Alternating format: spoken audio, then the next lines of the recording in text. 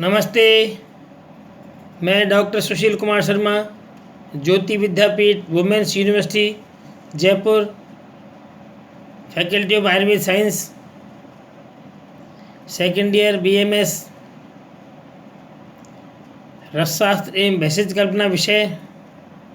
इस विषय में मैंने आपको अब तक के अध्याय में रस, महारस, उपरस, साधारण रस, धातु, रत्न, उपरत्न, इन सब के बारे में आपको बता दिया गया है। इन सब के बारे में आपको विस्तृत रूप से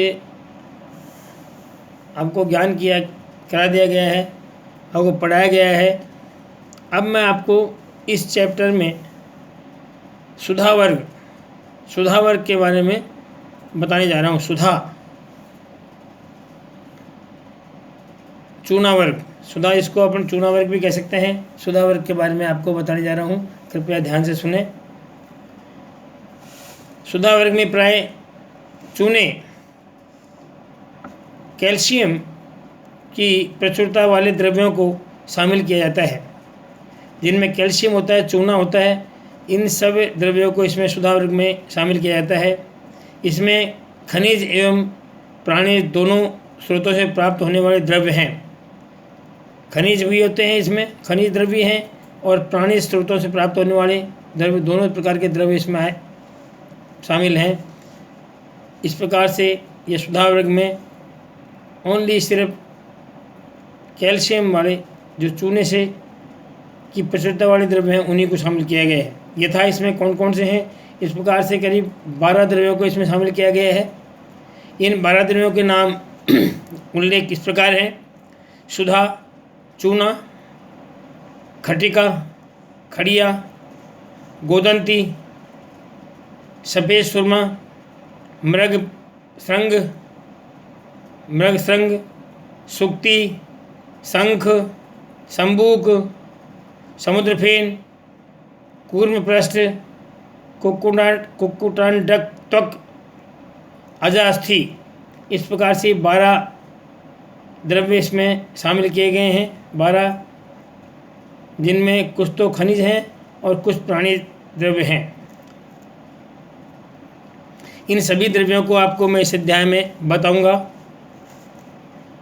सर्वप्रथम मैं आपको सुधा, चूना, लाइम वर्ग के बारे में बताऊंगा।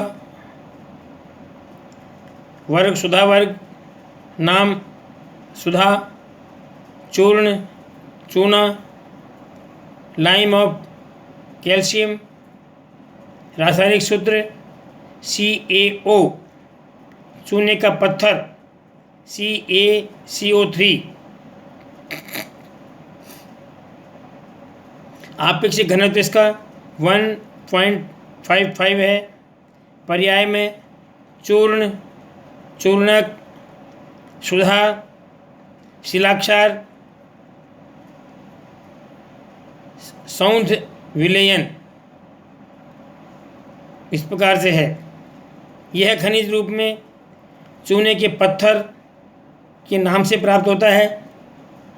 चूने के पत्थर अथवा शंख, सुक्ति, संबूक आदि को आग में पका देने से चूना बन जाता है। कैसे होता है? यह खनिज रूप में चूने के पत्थर के नाम से प्राप्त होता है। चूने के पत्थर अथवा शंख, सुक्ति, संबूक आदि को आग में पका देने पर चूना बन जाता है। चूने का पत्थर खनिज रूप में भारत में सर्वत्र पाया जाता है।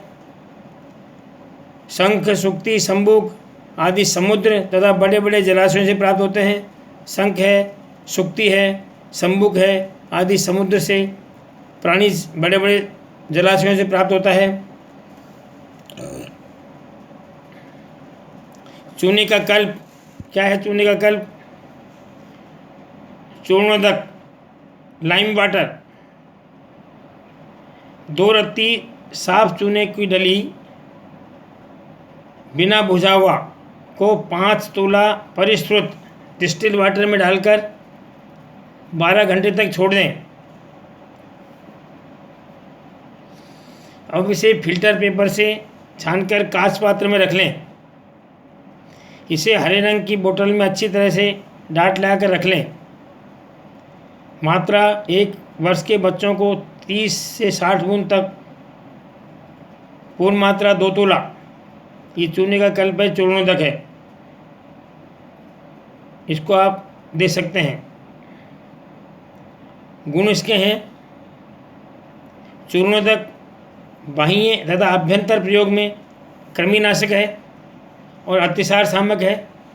कृमियों का नाश करता है, जो शरीर में कीड़े होते हैं उनका नाश करता है। अतिसार शामक है, अतिसार को ठीक करता है। यह अम्ल पित्त में लाभकारी है। जिन बच्चों को दूध न पचता हो उन्हें दूध में मिलाकर या अलग से चूर्णोदक पिलाने से दूध पचने लगता है, या दूध में मिला के दें या अलग से दें चूर्णोदक तो दूध पचने लगता है। यह उदरशूल तथा गृहिणी में लाभकारी है। उदरशूल पेट में दर्द होना, गृहिणी अतिसार का ही एक रूप है। अतिसार में अतिसार पका हुआ मल निकलता है, गृहिणी में कच्चा। जैसा गृहिणी ग्रहण करती है अन्न को, वैसा कच्चा या पक्का वैसा ही बाहर निकाल देती है, उसे गृहिणी रोग कहते हैं। गृहिणी में लाभकारी है। गंधक द्रव्य के विषैले प्रभाव को नष्ट करता है। ये गंधक द्रव्य के विषैले प्रभाव को नष्ट करता है। गुण इसके हैं, चूर्णोदक के कुल्ले करने से मुखपाक ठीक हो जाता है। मुखपाक, मुख में छाले होना या मुख का पक जाना। कई बार अग्निमांद रहने से भी मुख पाक हो जाता है, मुख में छाले हो जाते हैं। तो इनकी औषधि के लिए चूर्णोदक के कुल्ले करना। चूर्णोदक के कुल्ले आयुर्वेदिक भाषा में इसे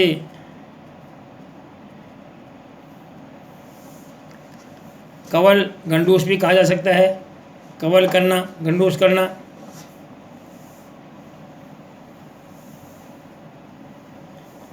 पाँच से 10 तोला चूर्णोदक का एनिमा देने से स्थूलांतर में कृमि नष्ट हो जाते हैं। 5 से 10 तोला की मात्रा में चूर्णोदक का एनिमा देने से, एनिमा गुदा मार्ग से एनिमा देने से स्थूलांतर यानी बड़ी आंत में होने वाले जो कृमि हैं, कीड़े, वो नष्ट हो जाते हैं। चूर्णोदक को संभाग नारियल और अलसी तेल में धीरे धीरे डालते हुए एक कांच की छड़ से खूब हिलाते रहें और श्वेत वर्ण का गाढ़ा मिश्रण बन जाता है। इसे शीशी में भर लें तथा अग्नि दग्ध स्थान पर इसका लेप करने से दाह की शांति होती है। चूना, शहद अथवा गुड़ का लेप कमर अथवा घुटने आदि के दर्द में लाभ करता है। चूना, शहद अथवा गुड़, इन तीनों का लेप कमर अथवा घुटने आदि के दर्द में लाभ करता है। चूना अंडे की सफ़ेदी और शहद को खूब फेंटकर, चूना अंडे की सफ़ेदी और शहद को खूब फेंटकर कपड़े पर लगाकर पट्टी के रूप में चोट सूजन पर बांध देने से लाभ होता है। मतलब चूना ले लें, अंडे की सफ़ेदी जर्दी ले लें और शहद को खूब फेंटें, कपड़े पर लगाकर पट्टी बांधने से चोट और सूजन पर बांधने से लाभ होता है। ऐसा शास्त्रों में लिखा गया है। अब इसी के साथ में आपको सेकंड नंबर जो खटिका है, जिसको चाक, पाइप, क्ले कह सकते हैं, उसके बारे में बताने जा रहा हूँ। खटिका एक तरह से खड़िया मिट्टी जैसी होती है, खड़िया मिट्टी ही होती है। वर्ग सुधा वर्ग में आता है, नाम खटिका है, खड़िया मिट्टी होती है।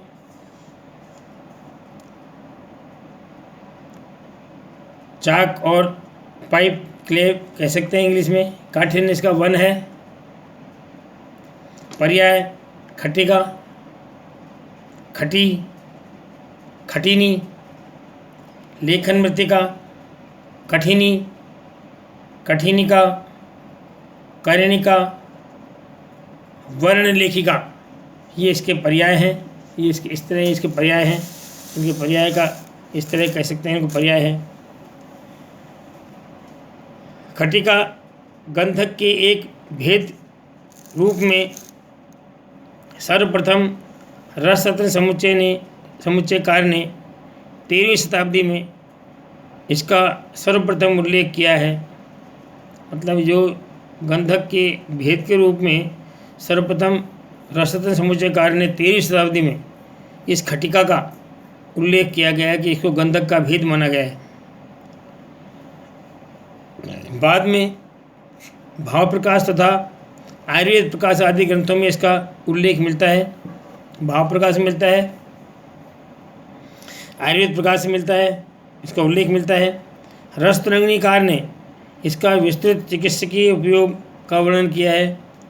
रसतरंगिणीकार ने इसको विस्तृत रूप से लिखा है और चिकित्सकीय उपयोग, चिकित्सा में इसका क्या उपयोग है, इसके बारे में भी बताया गया है। यह श्वेत वर्ण की स्वादहीन किंतु शोधी गंध वाली खनिज मृत्तिका है। श्वेत वर्ण की है, स्वादहीन है, किंतु शोधी गंध वाली खनिज मृत्तिका है, मिट्टी है, खनिज। इसका काठिन्य सबसे कम अर्थात 1 होता है, तुरंत बिखर जाती है, भंगुर होती है तथा जीभ पर चिपकती है, जीभ पर रखने से ये चिपक जाती है। इस प्रकार के वर्णन इसमें प्राप्त होता है। भेद इसके 2 भेद किए गए हैं, खटी मलिन और गौर खटी यानी शुभ्र। एक तो खटी किया गया है, मलिन है, गौर खटी शुभ्र यानी गौर यानी सफ़ेद, गौर वर्ण की खटी, इसको शुभ्र यानी इसमें किया गया है। इसमें प्रथम भेद खटी मृदु कुछ मलिन किंतु खटी पाषाण सदृश पिंड स्वरूप अधिक श्वेत तथा भारी होती है। इसमें प्रथम भेद खटी मृदु कुछ मलिन किंतु गौर खटी, ये तो होती है, ये हो गया। और गौर खटी जो है पाषाण सदृश यानी पिंड स्वरूप, पिंड के स्वरूप में पत्थर की तरह अधिक श्वेत और भारी होती है, ये गौर खटी है, शुभ्र है। शोधन इसका कैसे करते हैं? इसका शोधन खटिका का चूर्ण कर एक पात्र में शुद्ध जल में अच्छी तरह घोलकर वस्त्र से छानकर कुछ काल तक 2-3 घंटे स्थिर छोड़ दें। मतलब खटिका को चूर्ण कर लें, चूर्ण करके एक पात्र में शुद्ध जल में अच्छी प्रकार से घोलकर वस्त्र से छानकर कुछ काल तक 2-3-4 घंटे तक छोड़ दें। बाद में ऊपर का जल नितार कर निकाल दें तथा नीचे बैठी खड़िया मिट्टी को सुखाकर शुद्ध खटिका प्राप्त कर लें। मतलब इसको सिर्फ पानी में प्रक्षालन करने से, धोने से, नितार कर रखने से ये है शुद्ध हो जाता है, ये बताया गया है। मात्रा इसकी आदि से 1 मासा होती है, मासा मात्रा है। अनुपान इसका जल है। इस प्रकार इसको सेवन करें शोधन करने के बाद में। इसके गुण कर्म में है, यह रस में तिक्त होती है, मधुर है तथा गुण में शीत है। रस में तिक्त है, मधुर है, गुण में शीत है। यह शोथग्न है यानी शोथ को हरने वाली है, शोथ को नष्ट करने वाली है, शोथग्न है। पित्तग्न है, पित्त को नष्ट करने वाली है, पित्त को शमन करने वाली है तथा व्रण रोपक है, घाव को ठीक करने वाली है। घाव को लगाना, घाव पर लगाने पर घाव को रोपण यानी वो ठीक करने वाली है। कफ दाह रक्तदोष, कफ को, दाह को, रक्तदोष को यानी खून की खराबी को तथा नेत्र रोग नाशक है और नेत्र रोग में, नेत्र में होने वाली कई प्रकार की बीमारियों का नाशक है। यह हरे रंग के अतिसार में लाभदायक है। जब बच्चों को हरे रंग के अतिसार होते हैं उसमें अत्यधिक लाभदायक है तथा पसीना एवं अन्य स्रावों को रोकने वाली है। तथा पसीना तथा अन्य स्राव जो होते हैं उनको रोकने वाली है। इसके अतिरिक्त सबसे ज़्यादा शोथग्न और पित्तग्न है, ये बताया गया है। योग इसके खटिकादि पेया, खटिकादि पेया, दसन संस्कार चूर्ण तथा मुग्ध रस। दसन संस्कार चूर्ण दांतों की बहुत अच्छी औषधि है, दांतों में होने वाली सभी बीमारियों को ठीक करती है। इस प्रकार ये अध्याय पूरा हुआ। नमस्कार, धन्यवाद।